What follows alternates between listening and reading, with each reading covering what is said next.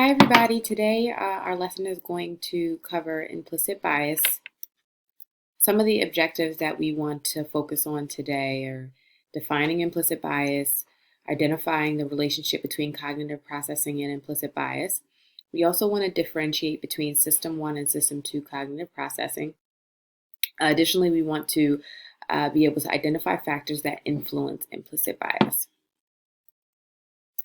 So just to start, we want to look at kind of the history of the development of this concept of implicit bias. In 1990, Greenwald and Banaji developed a theory of implicit social cognition. And what their research focused on and what this theory focused on is exploring how our unconscious or implicit thoughts impact our social interactions, including our behaviors, our attitudes, and the associations that are happening just in day-to-day interactions. And through this research, they also developed what's called the IAT, or the implicit association testing.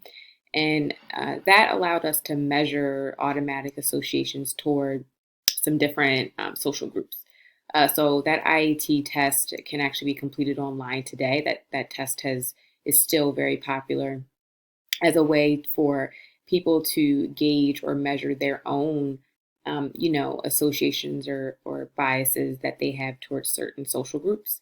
Some other things that's really important in regards to understanding implicit bias is that remembering that this bias is unconscious and it's uncontrolled, and these are automatic thoughts towards a person or group. Additionally, just recognizing that we all have implicit biases. So this isn't something that only certain people have. This is also markedly, this is very different than explicit bias. So when we want to start thinking about like how our instinctive thoughts work. So an example is, think about what are some of the thoughts or attributes that come to your mind immediately when you hear about pit bulls or when you see a pit bull. So those instinctive thoughts can be different across the board for many people, depending on what type of dog you think the pit bull breed is. So some of the characteristics that may come to mind is loyal. So maybe you grew up and your family dog was a pit bull, and so a lot of positive instinctive thoughts come to mind. And then there's others who maybe they have a negative association for pit bulls, and so maybe they think about aggression or danger, and then those thoughts could turn into, if you see a pit bull and maybe you cross the street because you're unsure about walking past that pit bull. So those are some of the instinctive thoughts that you may not even realize that you have, and you may not realize that you shy away from being near someone who owns a pit bull or letting your dog near a pit bull. Another example is in thinking about doctors versus nurses. And a lot of times people associate a doctor to be male and a nurse to be female. And oftentimes you may not even realize that you make that association. So little small, things like assuming that a nurse is a she, and referencing the nurse as a she when you don't actually, know that it's a she. And so something you want to kind of do is take a minute to think about, where do these associations come from? Where may you have learned them over time? When were you exposed to those different attributes or characteristics that you've now internalized?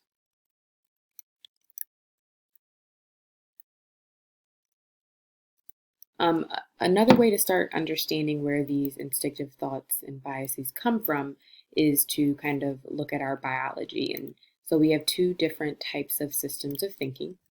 And so system 2 tends to be slow thinking, and that's our logical cognitive processing. And so it tends to be more attentive, slower, it's voluntary. It's a more of a slow decision-making process. An example may be like choosing a career path. So you kind of go through, you do research, you look up things before you kind of make those decisions. And then on the other hand, we have system 1 thinking, which tends to be impulsive and involuntary and very spontaneous. And this is a system of thinking that's much quicker and is actually a protective factor for us. It's something that our brain does because we're being fed so much information that our brain has to keep up with and process all of the information. And so some decisions we don't even realize that we're making are through this system one process of thinking. To kind of look at the relationship between those systems of thinking and unconscious bias, we're going to quickly watch this video. So, what have we learned about System 1 and System 2 and how it affects our decision making? When it comes to making a snap judgment, the System 1 way of thinking is activated, especially in situations where you feel either under stress or in danger, or you are trying to do too many things at once. This allows you to make decisions quickly so that you can manage the situation. But unfortunately, these decisions are not always accurate or well thought out.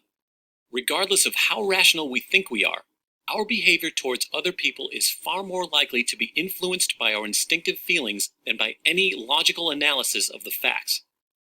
Our brains are hardwired to rapidly categorize people instinctively based on obvious visual cues like age, body weight, physical attractiveness, skin color, gender, and disability. And we use many other less visible dimensions such as accent, social background, sexual orientation, nationality, religion, education, and even job title or organizational department. By knowing that we instinctively and unknowingly categorize people as good or bad based on these characteristics or group affiliations, we can correct our assumptions and make better decisions. So that's just a video that kind of looks into all the different characteristics that we are labeling people with when we aren't really even aware of it. So another important thing is to consider where are we learning these associations? What are some of the factors that influence implicit bias? So what our brain is attempting to do is recognize things that are safe, familiar, valuable, and likable, and those are the things that we tend to draw closer to. And anything that our brain recognizes as the opposite of that, we tend to shy away from or identify as bad.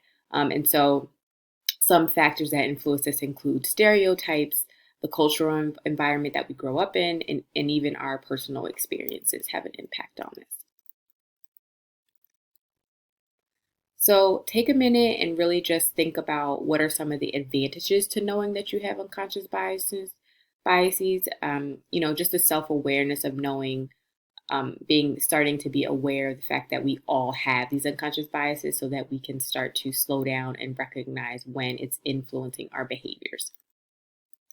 Ways that we can become more self-aware. We talked about the IAT test. There is a link that you can, access online to actually take that test and get an understanding of where you stand when it comes to certain social groups. Greenwald and Banaji also have a book called Blind Spot that goes into more detail on understanding hidden biases of good people. So just quickly, we're going to review today's objectives. So we defined implicit bias. We looked at the relationship between cognitive processing and implicit bias. And we also differentiate between System 1 and System 2 cognitive processing. And lastly, we identified some factors that influence implicit bias. In our next lesson, we will be discussing how these implicit biases can turn into behaviors and how those situations plus automatic thoughts equal some type of reaction. So just want to thank you for listening to today's lesson. Reach out if you have any questions. Otherwise, have a great week.